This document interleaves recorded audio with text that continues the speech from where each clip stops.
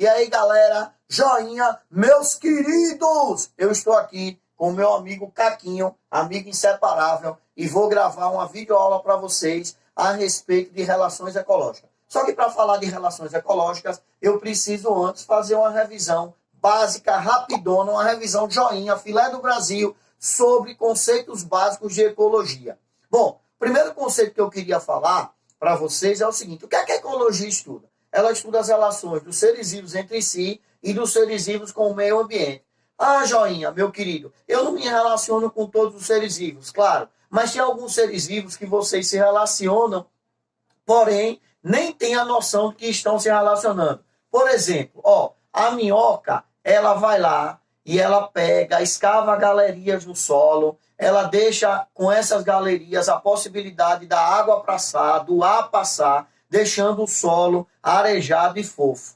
Ah, mas eu não tenho essa relação muito grande com o solo. Tem. Por exemplo, por quê? Porque dessa forma que a minhoca faz, o capim pode crescer e vai ter mais comida para o boi. E tendo mais comida para o boi, nós podemos saborear mais aquela picanha do boi, aquela carne saborosa. Veja como nós temos uma relação aí indireta com a minhoca, ok?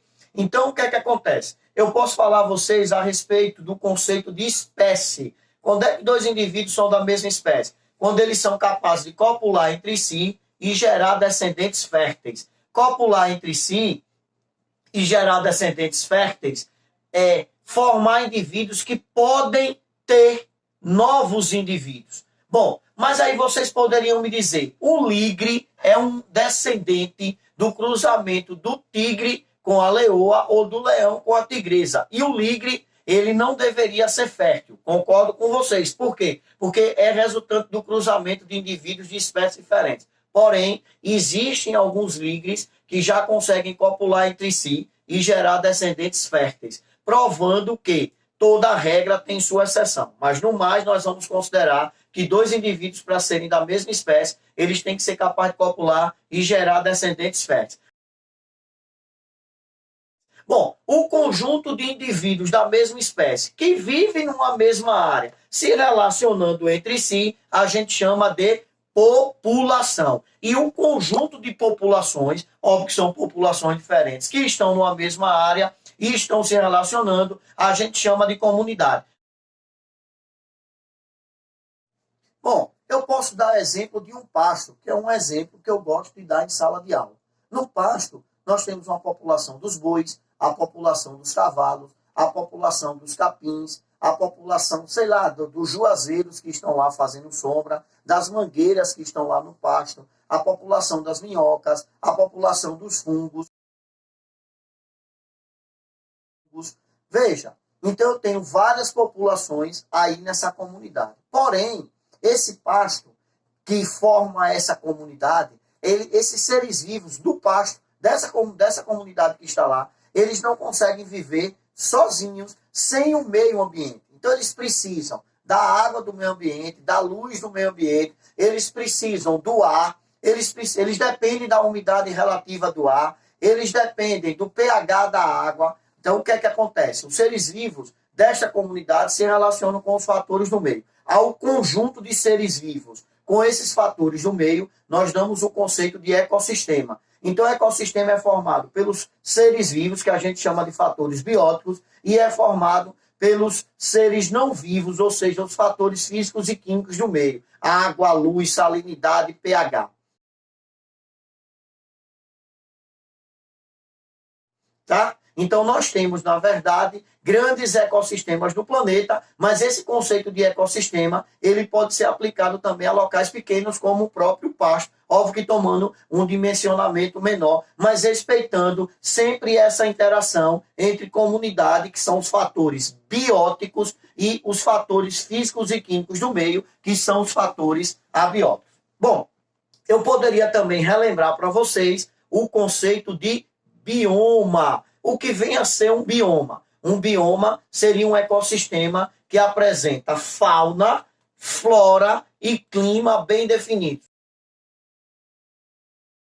Ou seja, existem animais que são característicos daquele bioma, existem vegetações que são características daquele bioma e existe um clima que é característico daquele bioma. Se eu falar a vocês na floresta amazônica, então vocês têm os animais que são característicos de lá, exemplo tucano, exemplo peixe-boi. Vocês têm a vegetação que é característica de lá, exemplo castanheira, exemplo açaizeiro, exemplo castanha do Pará, maçaranduba, e vocês têm um clima tropical úmido que vocês encontram na floresta amazônica. Quando eu falo a vocês caatinga, é um bioma totalmente diferente. Nós vamos ter uma vegetação diferente, nós vamos ter uma fauna diferente e nós vamos ter um clima diferente. Dois conceitos que são importantes vocês não esquecerem e estarem sempre grudadinho na memória de vocês. Seria o conceito de nicho ecológico e de habitat. O que vem a ser o habitat é o local específico que o ser vivo é encontrado dentro do ecossistema. Olha, eu vou fazer uma viagem agora com meu amigo Caco. Dei um paraquedas a ele, eu coloquei ele no avião e soltei ele na floresta amazônica. A missão de Caco é procurar o amigo peixe-boi dele. Ouviu, Caco? Ele vai lá descer e vai procurar o peixe-boi. Bom, quando ele pousar lá na floresta com o seu paraquedas, que enrolar o seu paraquedazinhas, ele pega a missão dele, procurar o peixe-boi. Ele não vai procurar na árvore, ele não vai procurar no solo. Por quê?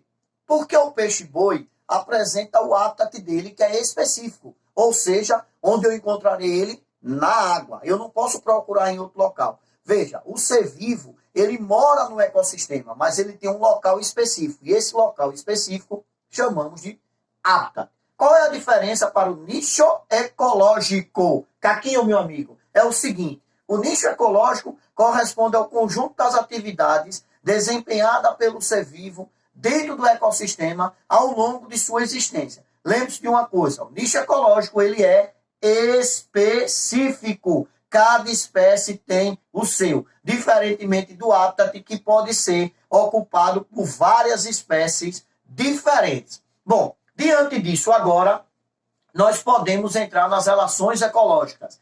Primeiro, eu gostaria que vocês relembrassem os conceitos. Nós temos relações harmônicas, onde os indivíduos que participam dessas relações não têm prejuízo, e relações desarmônicas, onde os indivíduos podem apresentar prejuízo. Os prejuízos podem ser para todos, como no caso da competição, e pode ser para um e para outro não. Então eu tenho assim: harmônica sem prejuízo, desarmônica com prejuízo. Intraespecífica, entre indivíduos da mesma espécie. Interespecífica, entre indivíduos de espécies diferentes. E vocês têm que ficar atentos, porque muitas relações, elas têm mínimas diferenças. Vamos dar dois exemplos: colônia e sociedade. Na colônia e na sociedade é uma relação entre indivíduos da mesma espécie, ou seja, intraespecífica, não existe prejuízo para ninguém, ou seja, harmônica. Os indivíduos em ambas as relações estão desempenhando funções para o bem comum de todos, porém, na colônia, esses indivíduos estão ligados anatomicamente.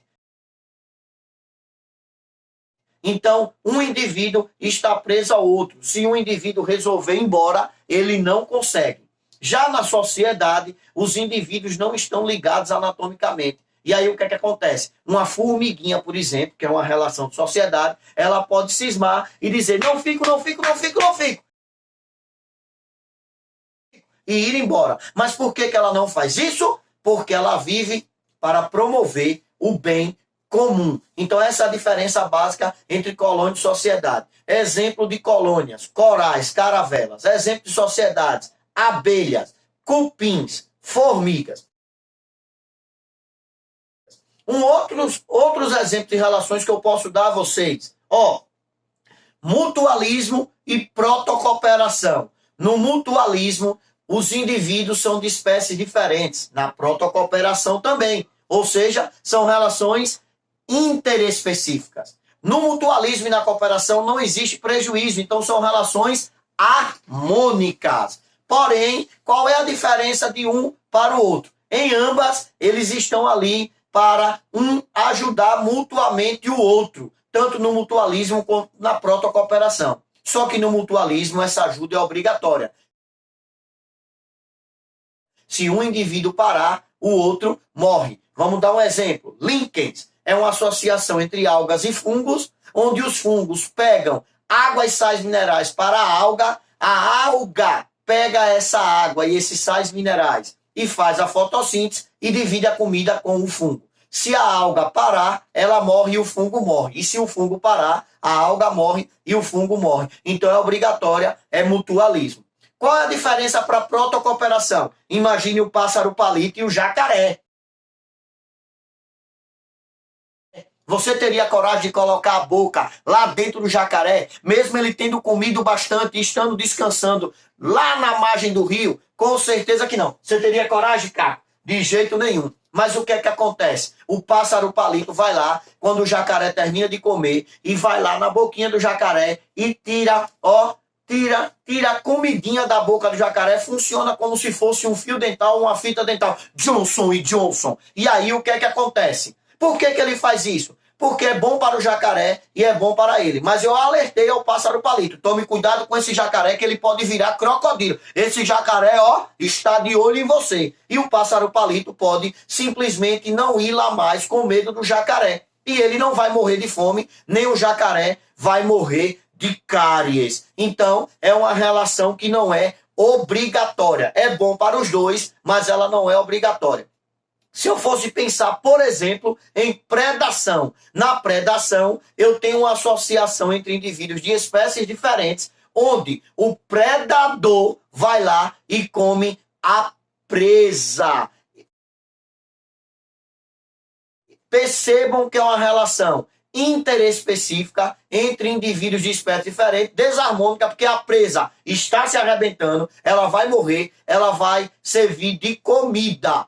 E, nesse caso, quem se dá bem é o predador, porque nesse tipo de relação, um indivíduo mata outro de espécie diferente para servir de alimento. Mas, olha, eu tenho uma relação muito parecida com a predação, que é o canibalismo. Existe até uma música, o nosso amor é canibal, mas não é nesse caso. O canibalismo é uma relação onde um indivíduo mata outro da mesma espécie para servir de alimento. Exemplo, a viúva negra. Depois que ela termina de copular, o macho vai lá, fecunda os óvulos da viúva negra. Ela precisa de muita proteína para formar esses ovos, desenvolver esses ovos, formar o vitelo desses ovos. Então ela vai lá e mata o macho que serve de alimento.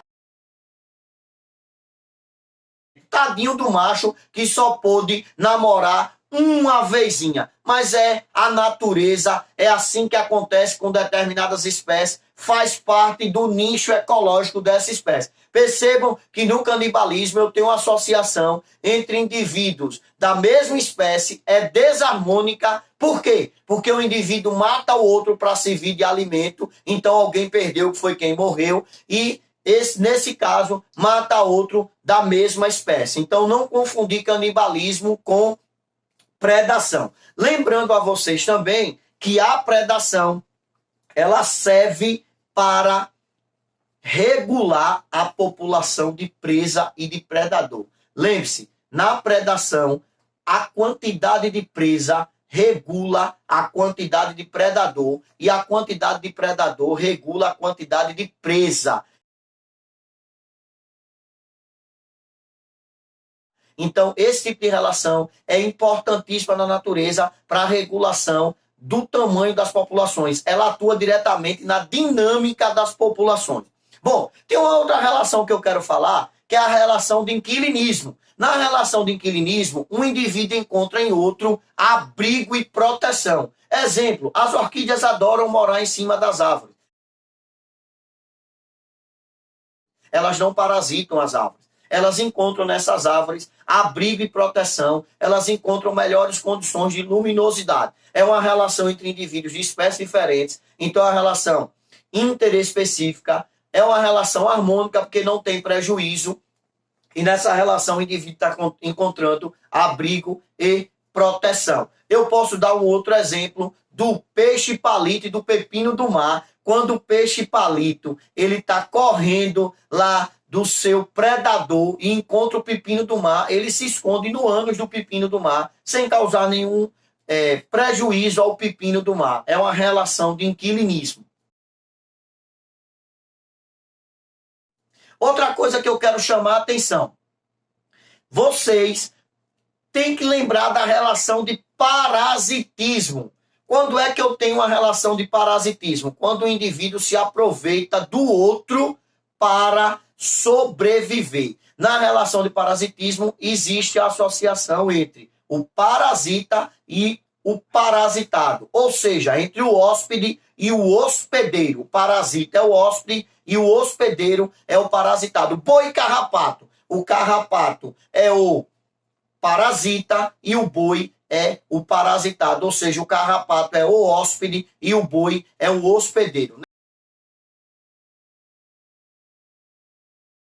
Nessa relação eu tenho indivíduos de espécies diferentes, ou seja, interespecífica, desarmônica, porque o parasita está ganhando e o parasitado, o hospedeiro, está se prejudicando, onde o indivíduo utiliza-se do metabolismo do outro. A gente pode dar um exemplo agora, aproveitando, infelizmente, essa pandemia mundial do coronavírus, porque essa relação entre o coronavírus e o homem é uma relação de parasitismo. Então vamos lá. O coronavírus seria o hóspede, o homem, o hospedeiro. Quem está se beneficiando? O coronavírus, que é o hóspede. Está botando para arrebentar com a população mundial, bota para arrebentar com o seu hospedeiro, que é o homem. E neste caso, a relação de parasitismo é tão violenta, que acaba matando o indivíduo em 3 ou 4 dias por complicações respiratórias. Tá certo?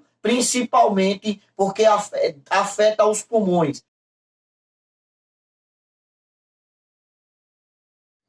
Então, galera, estou aqui mais uma vez agradecendo a vocês e dizendo que vocês podem contar comigo. Joinha, fui!